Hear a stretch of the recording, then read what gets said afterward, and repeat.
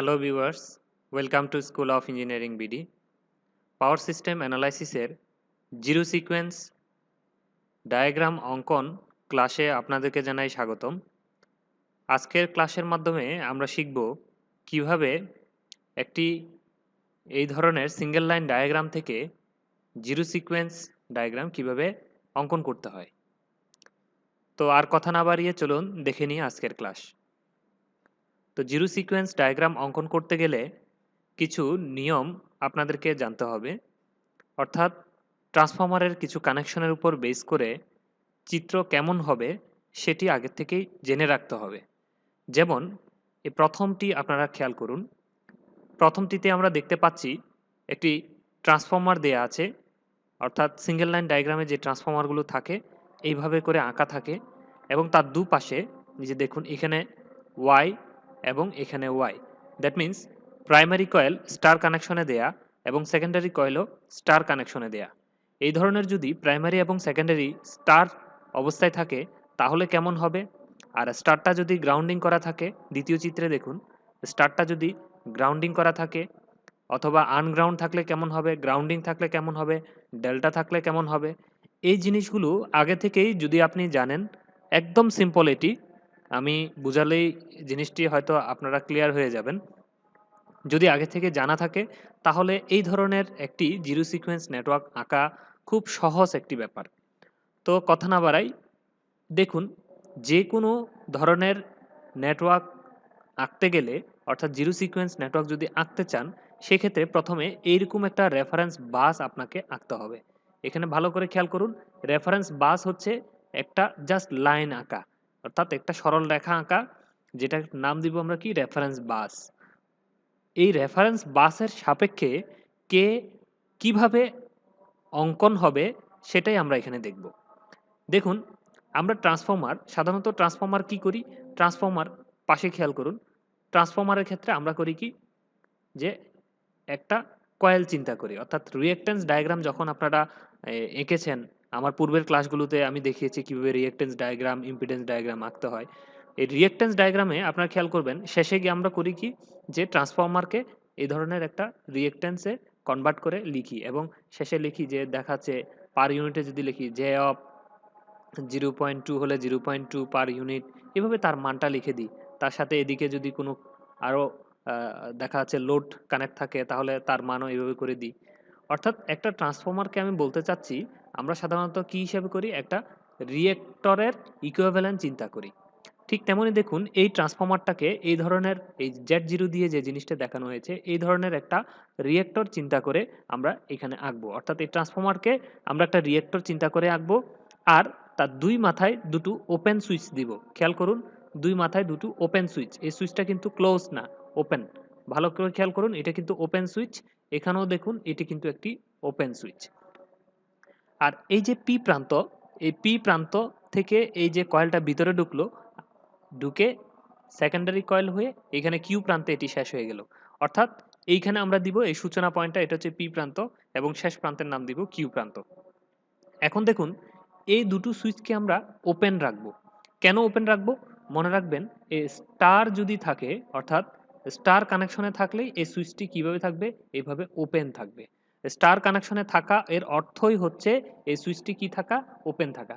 যদি এই স্টারে গ্রাউন্ড করা থাকতো, আমি আবার বলছি, স্টারে যদি কি করা থাকতো, গ্রাউন্ড করা থাকতো, তাহলে তখন গিয়ে এই সুইচটা হয়ে যেত ক্লোজ সুইচ, আর ওপেন সুইচ থাকতো না, তখন হয়ে যেত ক্লোজ সুইচ। আপনারা দ্বিতীয় চিত্রে খেয়াল করুন, দেখুন এখানে প্রাইমারিতে স্টার কি করা, গ্রাউন্ড করা, স্টার গ্রাউন্ড করা, সেজন্য এই যে দেখুন এই সুইচটি কি করা হয়েছে, ক্লোজ করা হয়েছে। যখনই গ্রাউন্ড করা থাকবে স্টার সিস্টেম, তখনই এই সুইচটি কি থাকবে, ক্লোজ থাকবে। অপর প্রান্তে দেখুন এইখানে স্টারটি কি করা নাই, সেকেন্ডারিতে গ্রাউন্ড করা নাই, সেজন্য দেখুন সেকেন্ডারি সাইডের কয়েলের প্রান্তের সাথে কিউ প্রান্ত কিভাবে আছে, ওপেন আছে। আমি সহজ কথায় আবার বলি যে ট্রান্সফর্মারের ইকুইভ্যালেন্ট একটা রিঅ্যাকট্যান্স আঁকবেন যার নাম হবে Z0 বা X0, মানে জিরো সিকোয়েন্সের ইম্পিডেন্স বা জিরো সিকোয়েন্সের রিঅ্যাকট্যান্স। তার প্রাইমারি সুইচটা ক্লোজ থাকবে নাকি সেকেন্ডারি সুইচটা ক্লোজ থাকবে, এটা নির্ভর করবে এই ট্রান্সফর্মারটা কি কানেকশনে আছে, অর্থাৎ এই স্টার কানেকশনের স্টার পয়েন্টটা গ্রাউন্ড করা নাকি করা নয়। যদি গ্রাউন্ড করা থাকে তাহলে এটি ক্লোজ হবে, আর যদি গ্রাউন্ড করা না থাকে তাহলে এটি ওপেন অবস্থায় থাকবে। খুবই সিম্পল। স্টার কানেকশনের ক্ষেত্রে যদি গ্রাউন্ড করা থাকে তাহলে সুইচটি ক্লোজ হবে, স্টার কানেকশনের ক্ষেত্রে যদি গ্রাউন্ড করা না থাকে তাহলে সুইচটি ওপেন অবস্থায় থেকে যাবে। তো এটি হচ্ছে মূল জিনিস। তো আমরা পরবর্তী লেকচারগুলো দেখব ধীরে ধীরে। আমি এটা মুছে দিচ্ছি।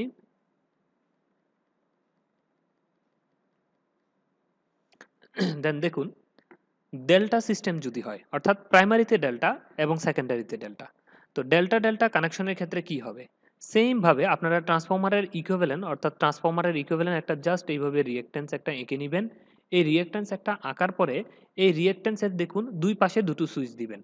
এই প্রাইমারির দিকেও একটা সুইচ দিবেন, সেকেন্ডারির দিকেও একটা সুইচ দিবেন। দেওয়ার পরে এটা যেহেতু প্রাইমারিতে ডেল্টা কানেকশন এবং সেকেন্ডারিতেও ডেল্টা কানেকশন, মনে রাখবেন ডেল্টা এর অর্থই হচ্ছে কয়েলের যে মাথা। মনে রাখবেন কয়েলের মাথাটা, কিন্তু এই কয়েলের মাথাটা রেফারেন্স বাস থেকে আসবে। অর্থাৎ এই যে রেফারেন্স বাস একটা এঁকে নিলাম না, এই রেফারেন্স বাসের সাথে কয়েলের মাথাটা কানেকশন হবে। আমি আবারও বলছি, এই পি এর এই মাথাটা কানেকশন করতে যাবেন না। কোন মাথাটা? অবশ্যই এই কয়েলের মাথাটাকে কানেকশন দিবেন। এই প্রাইমারির দিকে যদি ডেল্টা, এই প্রাইমারির দিকে যদি ডেল্টা থাকে তাহলে প্রাইমারির পাশের যে কয়েলের মাথা এটাকে কানেকশন দিবেন। আর যদি এই সেকেন্ডারি সাইডে থাকে তাহলে এই সেকেন্ডারি সাইডের যে মাথা সেটাকে কানেকশন দিবেন। কার সাথে? রেফারেন্স বাসের সাথে। কিউর সাথেও হবে না, পি এর সাথেও হবে না। এটা ওপেন থাকবে, এই রাস্তাটা কিন্তু ওপেন থাকবে। এই যে দেখুন, এই ব্রিজটা ওপেন, এই ব্রিজটা ওপেন।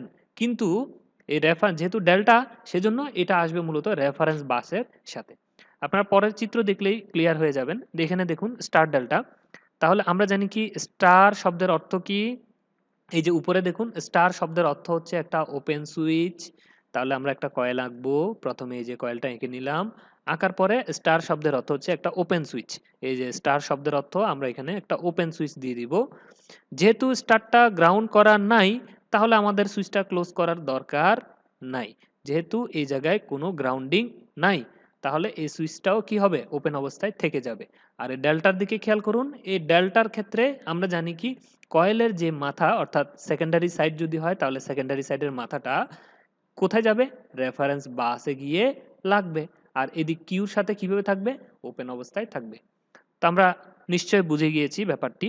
এখন দেখুন পরবর্তী চিত্রটি, অর্থাৎ এখানে স্টার দেখুন গ্রাউন্ড করা অবস্থায় আছে। কি বলেছি? স্টার গ্রাউন্ড করা। আমি এটি হাইলাইটস করে দিচ্ছি। দেখুন এখানে স্টারটি কি? গ্রাউন্ড করা। স্টার গ্রাউন্ড করা থাকলে এই সুইচটি কি হয়ে যাবে? ক্লোজ ক্লোজ হয়ে যাবে। আর এই কয়েলটি, এই ট্রান্সফরমারটি হচ্ছে এই কয়েল। দেন এই পাশে দেখুন, এই পাশে যেহেতু ডেল্টা, আর তাহলে ডেল্টা মানে আমরা জানি কি এই রেফারেন্স বাসের সাথে লেগে যাবে, আর এদিকে এটার সাথে কি থাকবে? ওপেন থাকবে। আশা রাখি আপনারা বুঝতে পেরেছেন। আমি ওভারঅল আরেকবার বলে দিচ্ছি। যদি স্টার স্টার কানেকশনে থাকে তাহলে এই পাশ ওপেন থাকবে, এই পাশটাও ওপেন থাকবে। যদি স্টার গ্রাউন্ড করা আমরা কখনো পাই, সেক্ষেত্রে যে পাশটা গ্রাউন্ড থাকবে সেই সুইচটি ওপেন না থেকে তখন কি হয়ে যাবে? এইভাবে ক্লোজ হয়ে যাবে। যদি ডেল্টা ডেল্টা পাই তাহলে যে পাশে, অর্থাৎ উভয় পাশে যেহেতু ডেল্টা, তাহলে কয়েলের দুই মাথাই এই রেফারেন্স বাসের সাথে গিয়ে লাগবে, রেফারেন্স বাসের সাথে গিয়ে লাগবে। আর যদি স্টার ডেল্টা পাই তাহলে যে পাশে স্টার থাকবে সে পাশে ওপেন থাকবে, আর ডেল্টার পাশটা রেফারেন্স বাসের সাথে গিয়ে লাগবে। আর স্টারটা যদি গ্রাউন্ড করা থাকে, এই ধরনের গ্রাউন্ড করা যদি থাকে, তাহলে গ্রাউন্ড করা যেহেতু, তাহলে এই সুইচটা কি হবে? ক্লোজ হবে, আর ডেল্টার পাশটা রেফারেন্স বাসের সাথে লাগবে। এই হচ্ছে ট্রান্সফরমারের ভ্যারাইটি। আপনারা শুধু এটা মনে রাখবেন যে ডেল্টা শব্দের অর্থ হচ্ছে রেফারেন্স বাস থেকে কয়েলের মাথায় লাগা, আর স্টার শব্দের অর্থ হচ্ছে এই ধরনের একটা সুইচ। এখন ওই স্টার পয়েন্ট যদি গ্রাউন্ড করা থাকে তাহলে সুইচটি হবে ক্লোজ, আর যদি স্টার পয়েন্ট গ্রাউন্ড করা না থাকে তাহলে সুইচটি হবে ওপেন। আশা রাখি আপনারা ট্রান্সফরমারের বিভিন্ন প্রকার কানেকশন সম্পর্কে বুঝে গিয়েছেন। এখন আসুন, এটি হচ্ছে লোড। আমি এখানে লিখে দিচ্ছি, এটা হচ্ছে লোড। লোডের ক্ষেত্রে কি হবে? যদি এই ধরনের দেখুন একটা স্টার কানেক্টেড লোড, কিন্তু এই লোডটা হচ্ছে গ্রাউন্ড করা নাই, এই নিউট্রাল নিউট্রাল পর্যন্ত দেখুন গ্রাউন্ড করা নাই, তাহলে এটা কিভাবে আঁকবেন? মনে রাখবেন এই যে এখানে আমরা ট্রান্সফরমার এঁকেছি, এটা মূলত স্টার কানেকশনে দেয়া, কিন্তু আমরা এখানে চিত্রে এঁকেছি কি একটা সিঙ্গেল ফেজ ট্রান্সফরমারের মতো। অর্থাৎ মূলত এই যে ডায়াগ্রামগুলো আমরা আঁকা শিখছি, প্রতিটি ডায়াগ্রামেই কি করা থাকে? পার ফেজ ডায়াগ্রাম। আপনারা নাম শুনে থাকতে পারেন, পার ফেজ, ইম্পিডেন্স ডায়াগ্রাম, পার ফেজ, রিঅ্যাক্ট্যান্স ডায়াগ্রাম। অর্থাৎ 3 ফেজে থাকুক আর যেভাবেই থাকুক না কেন, সেটা আমরা যখন ডায়াগ্রাম আঁকবো, আমরা যখন কোনো নেটওয়ার্ক আঁকবো, সেটা পার ফেজে কনভার্ট করে আমাকে আঁকতে হবে। তাহলে দেখুন এখানে প্রতি ফেজের ইম্পিডেন্স এই 3 ফেজ লোডের কত? জেড। আর এই পয়েন্টটা হচ্ছে কি? নিউট্রাল। তাহলে এই একটা ফেজকে চিন্তা করেই আমরা এই ডায়াগ্রামকে আঁকবো, কিন্তু এই 3 ফেজকে আমাদের নেওয়ার দরকার নাই। সেম ভাবে আমরা একটা রেফারেন্স বাস দিয়ে নিব, নেওয়ার পরে এই জেডটাকে জাস্ট একটা ইম্পিডেন্স আকারে আমরা লিখে দিব কোন পর্যন্ত? এন পর্যন্ত। এই যে দেখুন এন পর্যন্ত, এইভাবে এই পয়েন্টটা হচ্ছে এন। এখন প্রশ্ন হচ্ছে যে এন পর্যন্ত কেন? এটা রেফারেন্স বাসের সাথে লাগলো না কেন, বা অন্য আর কিছু হলো না কেন? তার কারণ দেখুন এই লোডের যে নিউট্রাল পয়েন্ট, এটা কিন্তু গ্রাউন্ড করা নাই। যদি এটা এইভাবে গ্রাউন্ড করা থাকতো, এই লোডের নিউট্রাল পয়েন্টটা যদি এইভাবে গ্রাউন্ড করা থাকতো, তখন আমরা এই এন পয়েন্টটাকে রেফারেন্স বাসের সাথে লাগিয়ে দিতাম। আমি কি বলেছি? লোডের এই পয়েন্টটা যদি গ্রাউন্ড করা থাকতো, তাহলে আমরা এই যে রেফারেন্স বাসের সাথে এনটাকে লাগিয়ে দিতাম। যেহেতু লোড গ্রাউন্ড করা নাই, তাহলে এন এই পর্যন্তই সীমাবদ্ধ অবস্থায় থাকবে। এখন প্রশ্ন হচ্ছে, যদি এমন হয় যে লোড সরাসরি গ্রাউন্ড না থেকে, যদি এমন হয় যে কোনো একটা রিয়েক্টর এর মাধ্যমে তারপরে হচ্ছে যে গ্রাউন্ড হয়েছে, এইভাবে গ্রাউন্ড হয়েছে, মানে গ্রাউন্ডিং থ্রো রিয়েক্টর, আর মনে করেন যে রিয়েক্টরটার নাম হচ্ছে জেড এন, সেই ক্ষেত্রে কি হবে? তখন এই রেফারেন্স বাসে এন পয়েন্টটা যাওয়ার আগে সরাসরি না গিয়ে তখন ওই যে গ্রাউন্ডিং থ্রো রিয়েক্টর হয়ে চলে যাবে, মানে এটা হবে 3Z10 হয়ে চলে যাবে এইভাবে 3Z10। এটা কেন 3Z10 হচ্ছে আমি পরে বোঝাচ্ছি। মূলত ব্যাপারটা হচ্ছে, যখন জিরো সিকোয়েন্স কারেন্টের ক্ষেত্রে বা জিরো সিকোয়েন্স হিসাবের ক্ষেত্রে, যে গ্রাউন্ডিং রেজিস্ট্যান্স বা গ্রাউন্ডিং রিঅ্যাক্ট্যান্সের মান যত থাকবে, সেটি জিরো সিকোয়েন্স নেটওয়ার্কে প্রায় 3 গুণ হয়ে যাবে, 3 গুণ, 3 হয়ে যাবে। অর্থাৎ এখানে যদি 3 ওহম থাকে, তাহলে তাকে আরও 3 দিয়ে গুণ দিতে হবে, এভাবে 3Z10 হয়ে যাবে মানটি। তো যেহেতু আমাদের পূর্বের চিত্রে আপনারা খেয়াল করুন যে এখানে কোনো ধরনের গ্রাউন্ডিং নাই, অর্থাৎ শুধু এন পর্যন্ত আমি একে দেখিয়েছি, তাহলে এটি কি থাকবে? ওপেন অবস্থায় থাকবে। তো যদি এটি সরাসরি গ্রাউন্ড করা থাকতো, তাহলে আমরা এটা সরাসরি যুক্ত করে দিতাম। আর যদি এটি রিয়েক্টরের মাধ্যমে থাকতো, তাহলে এখানে একটি রিয়েক্টর দিতাম, এবং তার এই রিয়েক্টরের ভ্যালু যা হতো, অর্থাৎ মূল চিত্রে রিয়েক্টরের ভ্যালু যা হতো, এখানে তার 3 গুণ রিয়েক্ট্যান্সের ভ্যালু আমরা দিয়ে দিতাম। আশা রাখি লোডের ব্যাপারটি আপনারা বুঝতে পেরেছেন। এখন আসুন জেনারেটর। সাধারণত এই ধরনের জেনারেটর এরকম সিম্বল দিয়ে, জি দিয়ে দেখানো হয় এবং বৃত্ত দিয়ে দেখানো হয়। তো জেনারেটর যদি শুধু স্টার কানেকশন থাকতো, এইভাবে শুধু স্টার কানেকশন, আমি তো গ্রাউন্ডিং সহকারে শুরুতে দেখিয়েছি, যদি গ্রাউন্ডিং ছাড়া থাকতো, তাহলে এই যে এই রেখাটি আপনারা দেখছেন, এটি হতো না। শুধুমাত্র এখানে একটি কয়েল এঁকেই শেষ, এই কয়েলটা আঁকলেই কাজ শেষ। এই যে এই জায়গাটুকু হইতো না, এই জায়গাটুকু হইতো না, কারণ এই যে শুরুতে আমি বলেছি কি, গ্রাউন্ডিং ছাড়া যদি চিন্তা করি, তাহলে এই রেফারেন্স বাসের সাথে এটি আর লাগানোর দরকার নাই। যেহেতু রেফারেন্স বাসের সাথে গ্রাউন্ড করলেই একমাত্র রেফারেন্স বাসের সাথে লাগবে, যেহেতু গ্রাউন্ড করা নাই, তাহলে রেফারেন্স বাসের সাথে লাগবে না।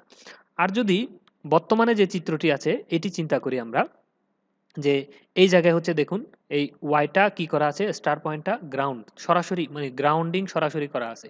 সেই ক্ষেত্রে আমরা এই এই কয়েলের এই শুরুর মাথাটাকে কি করে দিব? রেফারেন্স বাসের সাথে লাগিয়ে দিব। মনে রাখবেন, জেনারেটর এবং এই লোড, এটা হচ্ছে জেনারেটর, হ্যাঁ, GEN। এই জেনারেটর এবং লোড, এই দুটোর মূল পার্থক্য হচ্ছে, লোডে এই কয়েলের শেষ প্রান্ত গিয়ে লাগবে, এখানে কয়েল দিয়ে লাগুক অথবা সরাসরি লাগুক, যেভাবে লাগুক শেষ প্রান্ত গিয়ে রেফারেন্স বাসের সাথে লাগবে। আর জেনারেটরের ক্ষেত্রে হচ্ছে এই শুরুর, কয়েলের শুরুর প্রান্ত গিয়ে লাগবে, এই যে দেখুন শুরুর প্রান্ত, জেনারেটরের ক্ষেত্রে শুরুর প্রান্ত লাগবে, আর লোডের ক্ষেত্রে হচ্ছে এই যে দেখুন শেষের প্রান্ত গিয়ে লাগবে। তো এটি খুব ইম্পর্টেন্ট, কোনটি জেনারেটর এবং কোনটি লোড ডিটারমাইন করার জন্য। দেন আসুন, যদি এমন হয় যে এই স্টার পয়েন্টটা এভাবে সরাসরি গ্রাউন্ডেড না হয়ে, যে স্টার এইভাবে আছে, যে মধ্যখানে একটা রিয়েক্টর হয়ে তারপরে মনে করেন গ্রাউন্ড করা, এইভাবে গ্রাউন্ডিং থ্রো রিয়েক্টর, এই ধরনের যদি থাকে, আর এই গ্রাউন্ডিং রিয়েক্টরের নাম হচ্ছে মনে করেন জেটেন, এই ধরনের যদি থাকে, সেই ক্ষেত্রে কি হবে? তখন এই যে এই সরাসরি যে তারটা লেগে গিয়েছে রেফারেন্স বাসের সাথে, এটি না লেগে এই রিয়েক্টরটাই এখানে হইতো, তারপরে রিয়েক্টরের পরে আরো একটা এখানে রিয়েক্টর হয়ে চলে যেত, এই যে এইভাবে করে চলে যেত। অর্থাৎ এটা তো হচ্ছে যে জেনারেটরের নিজস্ব রিয়েক্ট্যান্স, এই জেনারেটরের ভিতরে একটা কয়েল থাকে, তার নিজস্ব রিয়েক্ট্যান্স থাকে। এটাই হচ্ছে মূলত জেড, GO, মানে zero sequence of generator. Impedance zero sequence impedance of generator. আর এই যে এই জিনিসটা দেখতে পেলেন, এটি হচ্ছে এই যে গ্রাউন্ডিং এর আগে যে রিঅ্যাকট্যান্সটা আমরা এক্সট্রা লাগিয়েছি সেটি হচ্ছে মূলত এটা। এবং এটা হবে, এটার মান যদি জেটেন হয় অরিজিনালি, তখন এই রিঅ্যাকট্যান্সটা জিরো সিকোয়েন্স নেটওয়ার্কে হবে 3 ZN, অর্থাৎ জেটেনের 3 গুণ হবে। আশা রাখি জেনারেটর, লোড, ট্রান্সফর্মার প্রতিটি কানেকশনের উপর বেস করে, অর্থাৎ স্টার, ডেল্টা, গ্রাউন্ডেড, আনগ্রাউন্ডেড ইত্যাদির উপর বেস করে যে জিরো সিকোয়েন্সের ডায়াগ্রামগুলো আঁকতে হয় আপনারা বুঝে গিয়েছেন। এখন আমরা একটি প্র্যাকটিক্যাল ডেমো দেখব, অর্থাৎ একটি সিঙ্গেল লাইন ডায়াগ্রাম থেকে কিভাবে জিরো সিকোয়েন্স নেটওয়ার্ক অঙ্কন করতে হয় সেটি দেখব। এটি দেখলে আশা রাখি আপনারা বিষয়টি ক্লিয়ার হয়ে যাবে। তো দেখুন এখানে একটি আমি চিত্র নিয়েছি যে সিঙ্গেল লাইন ডায়াগ্রামের, যে এইখানে এটি থেকে কিভাবে এই জিরো সিকোয়েন্স নেটওয়ার্কটি আঁকা হয়েছে। আমরা এটা জেনারেটর দিয়ে শুরু করব। দেখুন আমি বলেছি কি, জেনারেটর শুরু হয় কি দিয়ে? রেফারেন্স বাস থেকে শুরু হয়। আমরা একটু প্রিভিউ করলে দেখব। দেখুন এই জেনারেটরের শুরুটা হয় রেফারেন্স বাস থেকে। যদি এটা গ্রাউন্ড করা থাকে তাহলে রেফারেন্স বাস থেকে শুরু করে তারপরে কয়েল, তারপরে এইভাবে করে আমরা অ্যাডভান্স হব। এইখানে শুরুতেই দেখুন, শুরুতে এটা হচ্ছে একটা গ্রাউন্ডিং পাথ, তাই না? এটা একটা গ্রাউন্ডিং পাথ। গ্রাউন্ডিং হয়ে একটা রিয়েক্টর, রিয়েক্টর হয়ে জেনারেটর, অর্থাৎ জেনারেটরটা এই স্টার কানেকশনে গ্রাউন্ডিং থ্রো রিয়েক্টর করা আছে। তার মানে আমরা এই ধরনের একটা রেফারেন্স বাস নিয়ে নিব। এই রেফারেন্স বাস থেকে প্রথমেই এখানে দেখলাম কি একটা জেটেন, জেটেন আছে দেখুন, গ্রাউন্ডিং রিয়েক্টেন্স বা গ্রাউন্ডিং ইম্পিডেন্স বলতে পারেন, জেটেন আছে। এই রেফারেন্স বাস থেকে শুরু করেই প্রথমে কি করব, আমরা এই গ্রাউন্ডিং রিয়েক্টেন্সকে দিয়ে নিব, মানে জেটেনকে দিয়ে নিব। এখানে যেহেতু এটা স্পেসিফিক করা নাই, আমরা ধরে নিব এটার নাম হচ্ছে জেটেন। আর এটা যদি জেটেন হয় তাহলে এখানে হবে 3 গুণ জেটেন, মানে 3 জেটেন হবে। এই রিয়েক্টরটার নাম হবে 3 জেটেন। তো এটা গ্রাউন্ডিং করা, তার মানে হচ্ছে রেফারেন্স বাসের সাথে লাগানো। তো রেফারেন্স বাস থেকে যাত্রা শুরু করলাম, মানে গ্রাউন্ডিং থেকে যাত্রা শুরু করলাম। গ্রাউন্ডিং থেকে প্রথমে পেলাম কাকে? গ্রাউন্ডিং থেকে আমি যদি যাই প্রথমে পেলাম হচ্ছে এই রিয়েক্টরটাকে, মানে জেটেনকে, তাহলে 3 জেটেন। দেন আসলাম, এটা মানে মূলত জেনারেটরের ভিতরে। তো জেনারেটরের একটা নিজস্ব রিয়েক্টেন্স আছে। তো এভাবে করে এসেই একটা জেনারেটরের নিজস্ব রিয়েক্টেন্স, জেনারেটরের রিয়েক্টেন্সের নাম হচ্ছে Z0G1। Z0 মানে হচ্ছে মূলত zero sequence impedance of generator 1। দেখুন এখানে এটা হচ্ছে জেনারেটর 1, এই জন্য মূলত এটি G1। তো জেনারেটর 1 এর নিজস্ব রিঅ্যাকট্যান্সের পরে খেয়াল করুন আপনারা, এই লাইনটি বের হয়ে গিয়েছে এই পি প্রান্তে গিয়ে এখানে আসলো। তো পি প্রান্ত, তো এই পয়েন্টটি হচ্ছে মূলত পি প্রান্ত পর্যন্ত অনায়াসে চলে আসলো। আসার পরে দেখুন লাইনটি দুটো ভাগে ভাগ হয়েছে, একটা কিউর দিকে চলে গেছে আর একটা আর এর দিকে চলে গিয়েছে। তো আমরা এইভাবে দেখুন, একটা হচ্ছে এই যে কিউর দিকে নিয়ে আসলাম, আর একটা এভাবে করে এখান থেকে বাস থেকে এনে এই আর আর পর্যন্ত নিয়ে আসলাম। আচ্ছা, আসার পরে দেখুন এখানে একটি ট্রান্সফর্মার। তাহলে ট্রান্সফর্মার হলে আপনারা অনায়াসেই প্রথমে একটি কয়েল আঁকবেন, কয়েল এঁকে দুপাশে দুটো সুইচ দিবেন, দুটো সুইচ, সুইচগুলো আগে ক্লোজ করবেন না। আগে কি করবেন, এই যে এইখানে খেয়াল করুন, এই যে এই শুরুর দিকে এইখানে একটি সুইচ দিয়েছি, এইখানে একটি যেরকম সুইচ দিয়েছি, এই ধরনের দুটি ওপেন সুইচ, একটা কয়েল এঁকে দুই মাথায় দুটো ওপেন সুইচ এঁকে নেবেন। আঁকার পরে পরে কি হবে সেটি দেখা যাবে, কি কানেকশন আছে তার উপর ডিপেন্ড করে। আগে এভাবে এঁকে নেবেন। আঁকার পরে দেখুন এইখানে দেখলাম আমরা ডেল্টা কানেকশনে আছে। এই প্রান্তটা কিসে আছে? ডেল্টা কানেকশনে আছে। ডেল্টা কানেকশনে থাকলে কয়েলের যে প্রান্তে ডেল্টা কানেকশন, ওই প্রান্তের কয়েলের মাথাটা কোথায় লাগিয়ে দিব? রেফারেন্স বাসের সাথে লাগিয়ে দিব। দিলাম। দেন দেওয়ার পরে দেখুন কয়েলের ট্রান্সফরমারের অপর মাথা কি করা আছে? স্টার কানেকশন দেয়া, কিন্তু স্টারটা গ্রাউন্ড করা। তাহলে স্টার মানে হচ্ছে ওপেন, আর যেহেতু গ্রাউন্ড করা তাহলে এই সুইচটাকে কি করে দিব? ক্লোজ করে দিব। দিলাম ক্লোজ করে।